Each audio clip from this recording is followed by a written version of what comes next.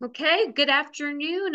Thank you for joining us at our Land Use 101 this afternoon. Just so everyone knows, this meeting is being recorded, and we will send out the this meeting and the webinar after it happens. Welcome to our Land Use 101. This webinar is being put on by 1,000 Friends of Oregon, Central Oregon LandWatch, and the League of Women Voters of Oregon. Um, we were going to have a brief presentation by some great presenters today. And after the presentation, we will leave some time for question and answers. At any time, if you have any questions, please feel free to use the chat. I will be tracking them. And then after the webinar speakers present, we will have time for them. So brief introduction. My name is Meredith Shield. I am Vice President of Government Affairs at Strategies 360. And my name is Mary Kyle McCurdy. I use she, her pronouns, and I'm the Deputy Director at 1,000 Friends of Oregon. I'm Peggy Lynch. I use she, her pronouns. I'm the Natural Resources Coordinator for the League of Women Voters of Oregon, and I follow the land use portion of housing.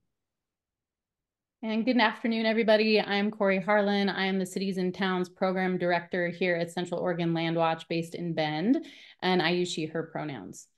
And we're really excited to have you with us today. So wanted to start with just a quick overview of where we're headed and what you can expect in today's presentation. So in past presentations, we have spent more time covering the history and specifics of Oregon's land use system. And we dove deeper on a number of different goals related to farm and forest land, urbanization, and housing. So this year, given the reality of Oregon's housing crisis, the shared bipartisan desire to urgently meet the housing needs of Oregonians, and a really strong focus on housing production in this short legislative session, we're really going to be providing more succinct summaries and key information about the history and goals of the land use program. And then we're going to be spending the lion's share of our time today talking about Goal 10, housing. So before we dove in, we just wanted to share a quick snapshot of what this audience had to say about what they're most interested in learning about during our time together today. So we did have a great mix of elected leaders and staff, as well as state agency folks and advocates signed up to join us today. And so we are going to be diving deeper on the housing and infrastructure and land readiness pieces that you see in this poll. And then for those of you who had selected all of the above and had interest in those other topics, good news, we are going to be touching on each of those today, albeit briefly. OPB produced a tremendously informative series on Oregon's land use. We'll send a link to that out for anyone looking for a deeper dive on the backstory and the path that has led us here to the here and now. Next slide. Because our land use program is inclusive, we often hear that it is the foundation of our lives. It informs and gives shape to everything. Land use planning is about where we live, work, shop, and play, and how we get there. 50 years ago, Oregon's agricultural bounty was at risk. The fight to preserve farmland is a big factor that led to Oregon's unique land use system. The other main industry in Oregon was the timber industry. As legislators continued how to develop a program that protected Oregon's economy, they also wanted the general public engaged, as well as local governments. They realized the importance of other natural features, such as our air, land, and water, and the need for new industries. And of course, people need housing. These concerns eventually produced one of the most rigorous and successful statewide growth management programs in the country. But for all their importance, many Oregonians don't know much about the laws governing our land. Today, we hope to provide you with more information about the program. The legislature established Oregon's land use planning program with the passage of Senate Bill 100 in 1973. Senate Bill 100 was bipartisan and prompted by both rural and urban interests. It was spearheaded by a Lynn County dairy farmer and a Portland urban legislator, and by Republican Governor Tom McCall. In adopting Senate Bill 100, the legislature adopted a variety of findings to guide the establishment of Oregon's land use planning program. The legislature expressed concern that the, quote, uncoordinated use of land threatens the orderly development, the environment, and the health, safety, order, convenience, prosperity, and welfare of people. And therefore, the legislature directed that this new program integrate the protection of farm and forest lands, natural resources, coastal resources, compact urban areas, efficient use of infrastructure, all modes of transportation, and sound housing options and employment. Next. Senate Bill 100 established the Land Conservation and Development Commission, which is a statewide body of 7 public members appointed by the governor, confirmed by the Senate, with geographic distribution. The commission adopts administrative rules that implements the statutes passed by the legislature.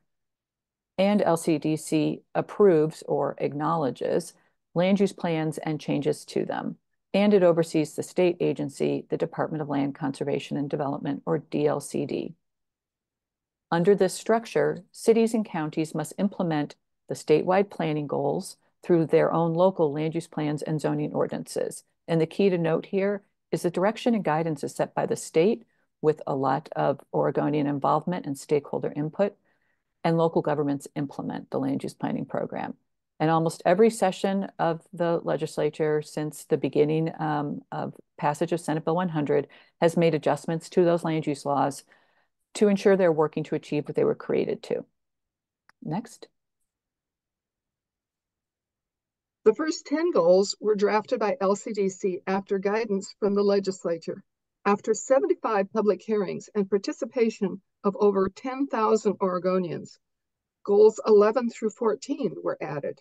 Oregonians recognized that public facilities and transportation, read infrastructure, were critical to the program's success. Then we were in the middle of an energy crisis, so goal 13 was added. Lastly, Oregonians wanted to clarify about how Oregon should urbanize while protecting those natural resource industries, hence goal 14. Cleaning up the Willamette River was a focus. I'm not done. Sorry. Cleaning up the Willamette River was a focus of then Governor Tom McCall. So the Willamette River Greenway, goal 15, was added soon after. Lastly, the 4 coastal goals, which had been a part of a separate program, were included. The statewide program is meant to guide local plans and state agencies. We will briefly cover goals 3, 4, and 14, and spend most of our time today talking about goal 10, housing. Up to you, Corey. Great, thank you. All right, well, usually we dive a little deeper on goal 3 because it's such an important one. But for today, we just really wanted to stress just how valuable Oregon's agricultural sector is and the value the land use planning brings to this sector and help support. So here are some key stats that I think will really help elevate this point for everyone joining us today. So agriculture is the 2nd largest industry in Oregon. And because of our over 200 crops that we grow here, it is also one of the most stable parts of our economy here in Oregon. Agricultural production here in our state, it's valued at over $5 billion. It shouldn't probably surprise anyone to hear that the wine industry contributes about $3 billion of that. And some updated stats here, 83% of Oregon's farms and ranches are small, so under 200 acres, and 84% of those Oregon farms are family owned. And then just a quick note on jobs. So agriculture, food, and fiber industries contribute over 300,000 jobs to Oregon. And so the big takeaway again here is that agricultural lands, they are foundational to a thriving Oregon economy, and our land use system has really been exceptionally good at preserving productive farmland. Back to you, Peggy. Yep, thank you. So goal 4 is about protecting Oregon's timber industry while conserving and managing forest lands for a variety of uses and users, including forestry, wildlife, recreation, and ecosystem services, vital functions that impact our soil, air, and water quality. As we have seen wildfire increasingly threaten these lands and urban communities, assuring that these lands are managed for all their functions is critical. Total acreage of Oregon forest lands has remained mostly unchanged since the 1950s, due in large part to Oregon's land use laws. Our forests also have other important functions. As a member of the Lone Rock Timber once shared with the League of Women Voters a number of years ago, the cleanest water comes from a well-managed forest. Here again, we see a goal that zeroes in on lands that are foundational to our economy, environmental health, and way of life in Oregon. Our livability makes Oregon uniquely Oregon and continues to be an economic attractor, including for today's high-tech industry. Our land use system has been exceptionally good at preserving forest lands. Next. All right. Well, we'll take it to goal 14, urbanization. And at the heart of this goal, it's really about livable communities, livable, complete communities that are vibrant places to live, work, and play at all stages of life. Some of the core elements of a livable, complete community include housing options for all. They keep wildlife habitat and open green spaces nearby and next door. They also have easy and safe ways to get around that don't always require a car, so they're walkable, bikeable, and rollable. And then complete communities, these livable places, they're mixed use. So the businesses, jobs, and services that you need are closer to where you live. And so one of the best known tools for implementing Goal 14 is, of course, our urban growth boundaries. UGBs are where the city ends and our farms, forests, natural areas, and deserts begin. And every Oregon city has one. And they do expand over time. Cities are required to maintain a 20-year supply of land within UGBs for future jobs, housing, and services. And so UGBs really help make complete communities a reality by requiring cities to plan for and concentrate growth in existing developed areas. And that really helps make efficient use of existing infrastructure like roads, water pipes, and bike lanes. And, you know, of course, this approach also helps protect Oregon's economic engines that we just talked about with some of the previous goals. Our intact forests, farmlands, and iconic wild spaces that surround our cities are really the foundation of Oregon's top industries, including agriculture, wood products, and recreation. And just a few other quick notes here. There are some additional climate benefits related to UGBs. And also economic development or economic benefits. And this includes infrastructure efficiency, AKA making the most of what we already have. So UGB expansions require the planning for public facilities and services. And then UGBs are more important than ever in the face of climate change and ongoing drought, because they really do help prevent development in those wildfire-prone areas outside of our cities, known as the WUI or the wildland-urban interface.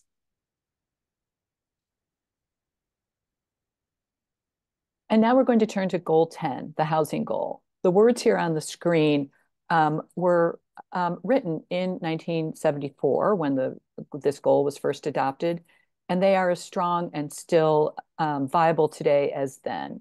The goal of the land use planning program is to provide for the housing needs of the citizens of the state. And land use plans, city land use plans, shall encourage the availability of adequate numbers of needed housing units at price ranges and rent levels which are commensurate with the financial capabilities of Oregon households, and allow for flexibility of location, type, and density. Goal 10 recognizes that housing is a basic human need, impacting every aspect of our lives, including education success, equity and social justice, the environment, and the economy. And yet, we are not and have not been meeting this goal. Too many Oregonians do not have the opportunity of an affordable, accessible, safe place to call home in any and every community. This housing crisis is being experienced across the country, but in Oregon, we do have powerful tools to address these, including the land use planning program, but we need to use it. Next. So, how are we doing on meeting goal 10 here in Oregon? And this is not going to surprise anyone, but the answer is not great. Oregon, like the rest of the nation, is in the midst of a housing crisis, and you can see some of the key stats here. So we are short, 140,000 units, and we need nearly 450,000 new homes to accommodate 20 years of population growth and to account for underproduction and providing housing for people experiencing homelessness. And so to build our way out of this underproduction, we need between 30 to 36,000 housing units per year. And we're currently building about 20,000. And so 36,000, that is a goal that has been set by Governor Kotek. She set that goal on her very first day in office. And so there's some other stats here to pay attention to. 50% of the need is for households below 80% AMI or area median income. And nearly 2/3 of the long-term housing need is for the middle and lower income households when you include up to 120% AMI. And for those of you who are more visual learners, we'll look at the data on this next slide. So here's a look at kind of where we're at, right? Sorry, back one. Yeah, Oregon is underbuilding. We're really falling short, and we're building right now about 20,000 units a year. As mentioned, statewide, we need, at least 30,000, and you can see that reflected in the graph here. And as mentioned, we have a goal set by Governor Kotek, really looking and stretching to 36,000 units a year. And so you can see that reflected here, and that we've got, we've got quite a gap here, and a lot to do to kind of get out of this hole. One more stat on this next slide just to take a look at, so you can see this presented in a different way. Really want folks to key in on the yellow square that's highlighted there. Yes, we do have housing that is needed at every income level, but where we have the greatest in production and the greatest need is really at that 120% AMI and under, so affordable and middle housing.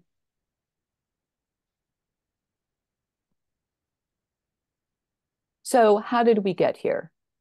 Here are some of the main reasons. Until recently, with the passage of House Bill 2001 and other legislative actions, Goal 10 has not been robustly implemented at the local level or funded and enforced at the state level, resulting in a housing supply that is not meeting Oregonians' housing needs in many respects. Some of this is due also to local resistance, including in local codes that don't allow for diverse housing types throughout a town or a city. Housing patterns today also reflect redlining and racially and economically exclusionary home financing and zoning practices of the past that are still present on the ground today. And most households in Oregon are small, this is true across the country, consisting of 1 or 2 people at any snapshot in time. And as Corey mentioned, the largest housing need is for those of moderate and lower incomes. And yet, in every city and town across the state, the overwhelming majority of our residential zoning and our housing is for detached single-family homes, the most expensive type of house and often larger than many households need or can afford. And yet, if that's all there is, many families pay well over 30% of their household income to housing and make cutbacks on other things. So we have a serious mismatch between what the market is providing and what will meet the needs of Oregonians in different stages, income levels, and walks of life. And finally, one of the biggest barriers to producing housing, and we're going to talk about more here, is the lack of infrastructure funding. It's often the biggest barrier standing in the way of land that's zoned for residential development, but needs that additional investment to unlock and become shovel-ready for development and needed housing. Next. So what have the state and local governments been doing to address this issue? Quite a bit in the last few years. This is where recent action from the legislature has really helped and can help again in 2024. Here's a quick summary. Recent bills passed by the legislature to better meet Goal 10 are good examples to know about and are already producing housing on the ground. These include bills requiring every city over 2,500 in population to allow accessory dwelling units and duplexes on every single family residential lot. And every city over 25,000 in population must also allow 3-plexes, 4-plexes, cottage clusters, and townhomes in every zone that allows single-family zoning. And today, all of Oregon's cities that come into one of these requirements have revised their zoning codes to comply, and we're seeing housing production that's really more diverse and more affordable than what we've seen for the decades in the past. And it's a really remarkable success story. Having clear direction from the state with clear timelines and financial support for local implementation, it is a model we should keep in mind as we work together on additional housing legislation this session. Next. And then, of course, in 2023, the legislature passed an additional House Bill 2001, the same number as in a past session on housing, and that created the Oregon Housing Needs Analysis Program, or ONA. By adopting ONA, the legislature made fundamental changes to how cities and the state are implementing those words from Goal 10 that I shared in the beginning. ONA is aimed at removing barriers to building more housing and providing better accountability for actually producing that housing on the ground. And how is it doing that? Next. Next slide. Thank you. ONA's key elements are centered on housing needs and production, accountability, and capacity and urbanization. The Land Use Agency, DLCD, is already underway adopting administrative rules to implement the ONA program set up by the legislature using the assistance of a Rules Advisory Committee.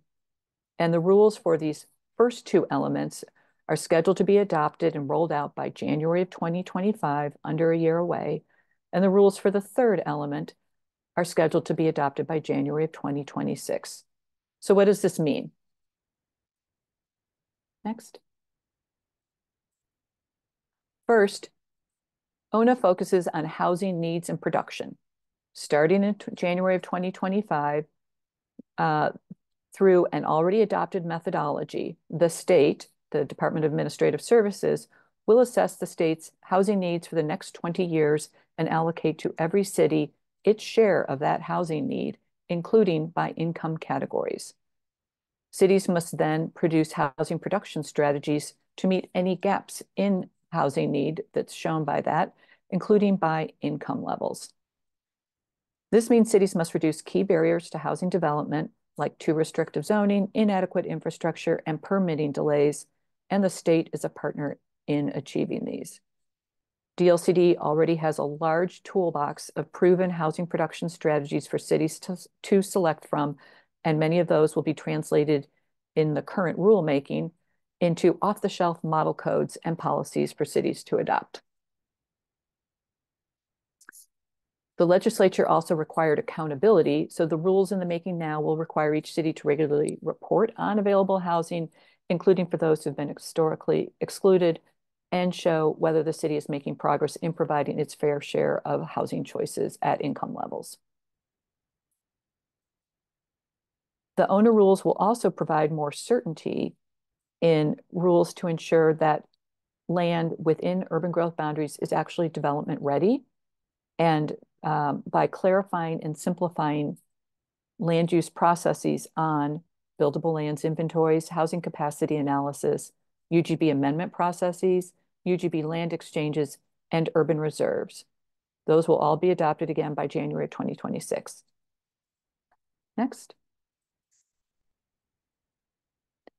So we have a great package of tools underway at DLCD, working with other state agencies to provide the tools and some of the investments in technical assistance that cities need to roll out housing for all in every neighborhood. But that's not all we need. What else do we need to produce the housing Oregonians need? Looking to the 2024 legislative session, we hope that we will see investment in infrastructure for housing, especially for those of moderate and lower income. Oregon cities already have well over 10,000 acres of vacant residentially zoned lands in large parcels that are ready for housing development inside their urban growth boundaries. But the lands lack some or all infrastructure, roads, sewers, water, sidewalks, to be developed.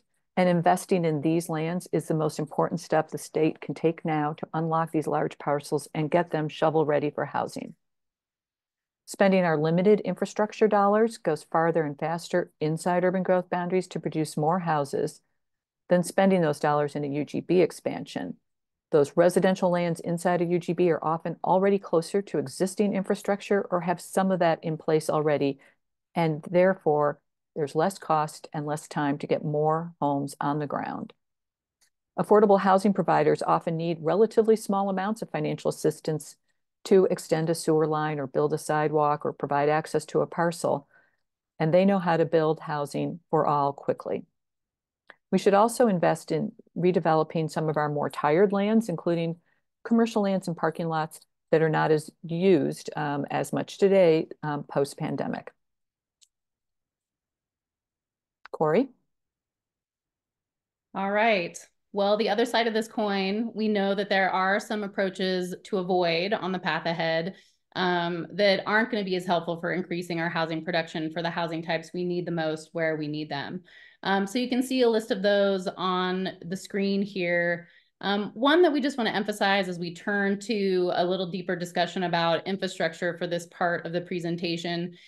Something that we really want to avoid is adding additional land when so many cities already have land within their urban growth boundaries that need investments, really kind of making the most of what we already have. And what we want to avoid is exacerbating this existing infrastructure fund gap that exists in so many cities. It really fails to make the most of the land we have, and it's just not a great use of Oregon's scarce resources.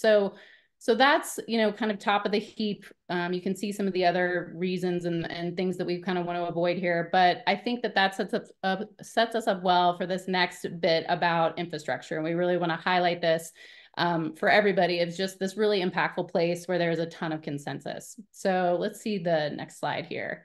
Great. So the realities that we just shared, right? The housing crisis we're in, all of the moves that the legislature and Governor Kotek have taken to really start to take a run at addressing this issue. We're really looking at production now. So production is really key.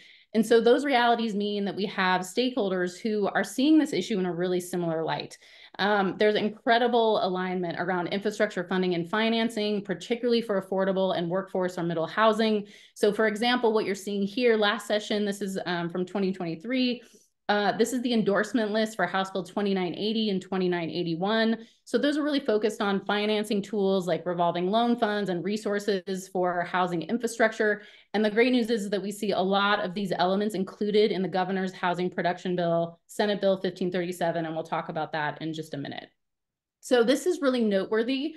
I want folks to just kind of pause here and sort of absorb what's here. How often do you see Thousand Friends of Oregon, League of Oregon Cities, home builders, realtors, cities, jurisdictions, all kind of signed on and supportive of a policy? And so that should tell you so much right there, that there were over 40 organizations, municipalities, and businesses that spanned land use, housing, conservation, and they really, everyone knows and agrees that this is really one of our absolute most important and powerful and effective things we can do to really deliver the housing that Oregonians need. So having the focus here in the 2024 legislative session just makes so much sense.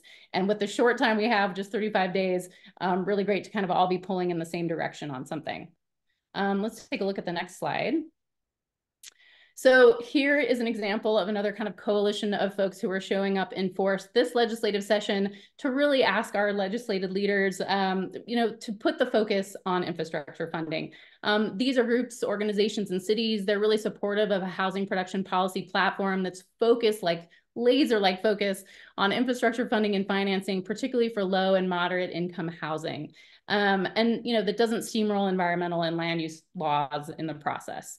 And they also want to see ONA kind of have time to take root. So Mary Kyle shared some of the great work that's happening there and really letting some of those processes play through that really are going to help us get more housing on the ground quickly.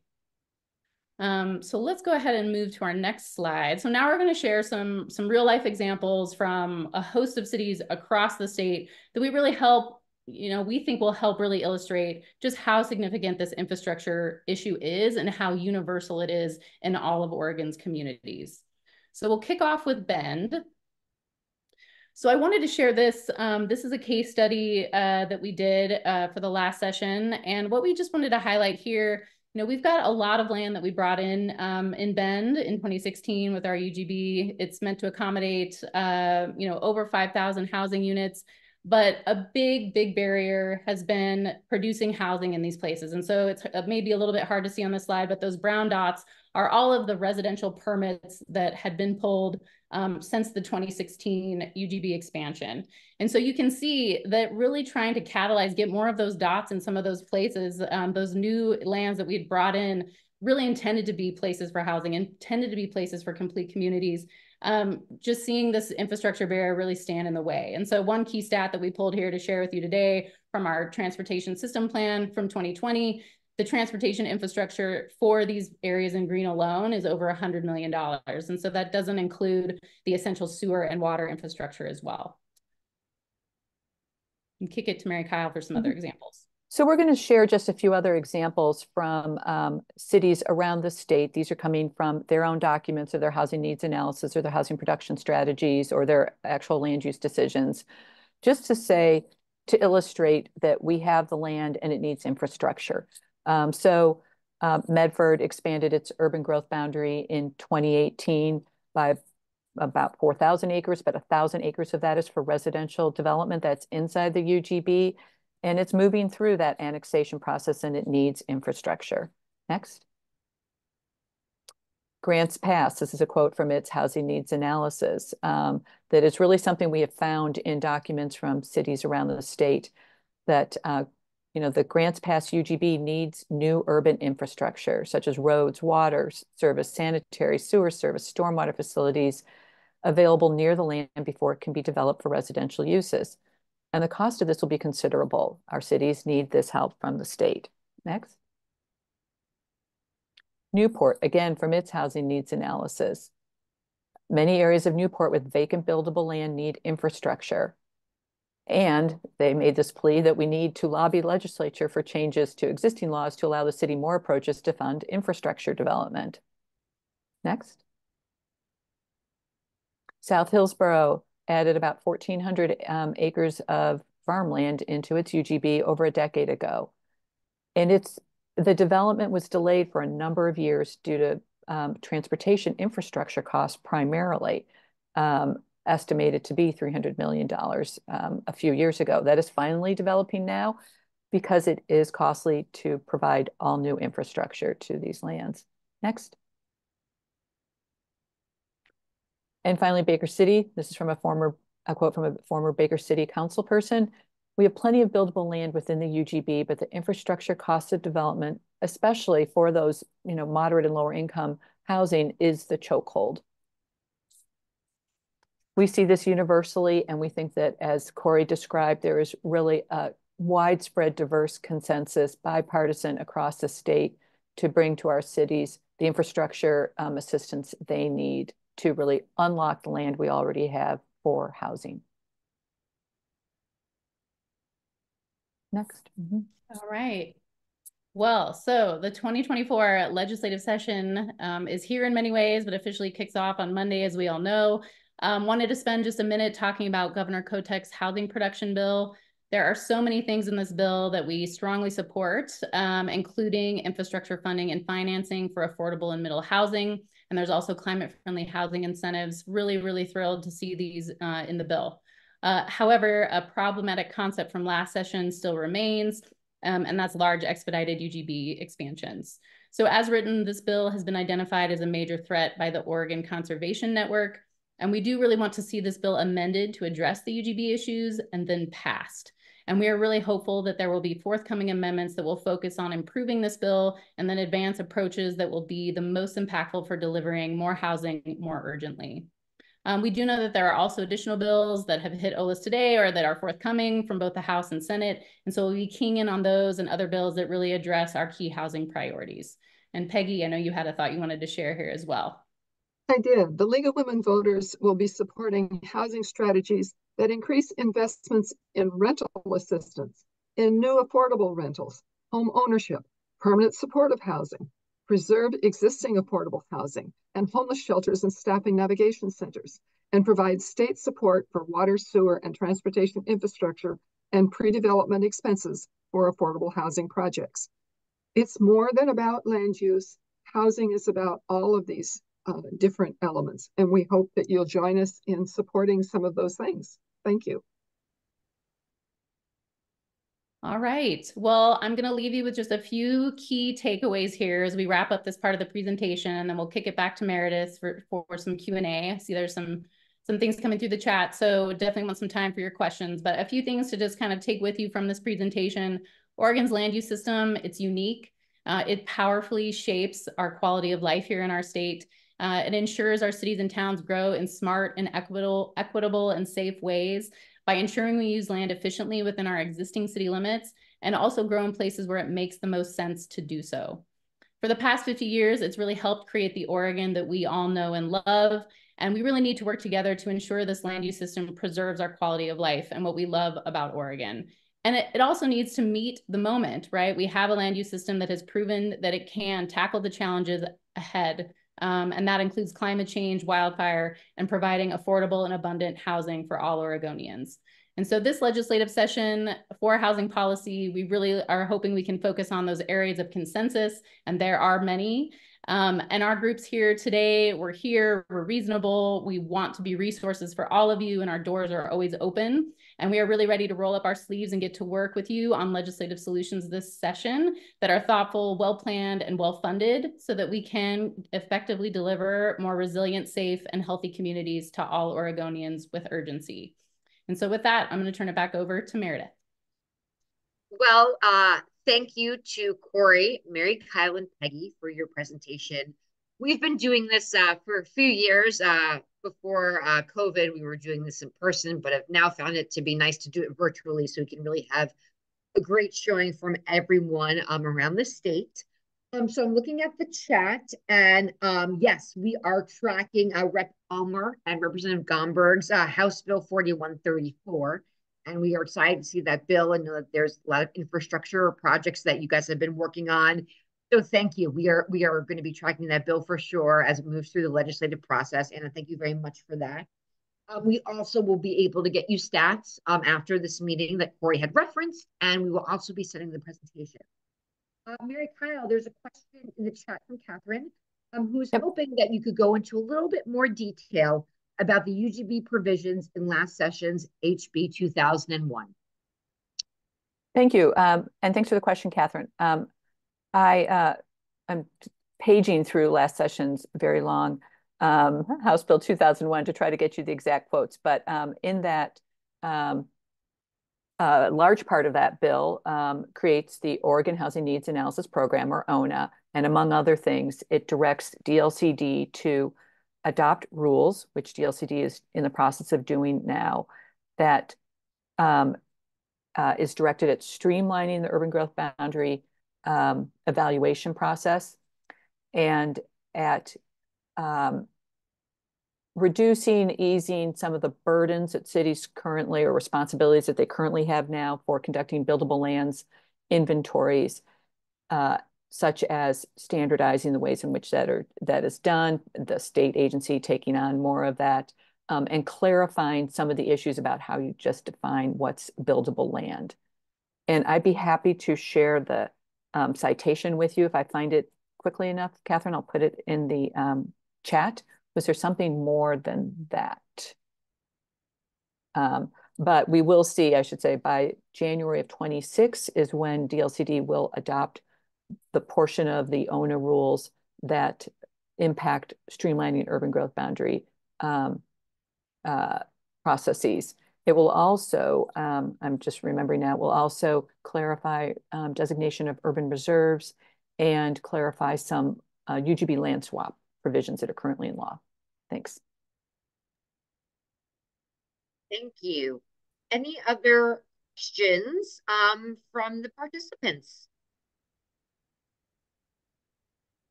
Well, thank you for coming today. Myself, Peggy, Mary Kyle, and Corey, we are here as a resource. I know many of you from being in the Capitol, and we plan on being down there this session, working on all the legislation that we spoke about today. And you can always reach out, excuse me, to me. You have my contact information as well. And as I mentioned, we will get this presentation out to you and to your colleagues so that you'll have it during the legislative session. Thank you all for joining us today, and we will see you in the Capitol on Monday. Thank you. Thank you.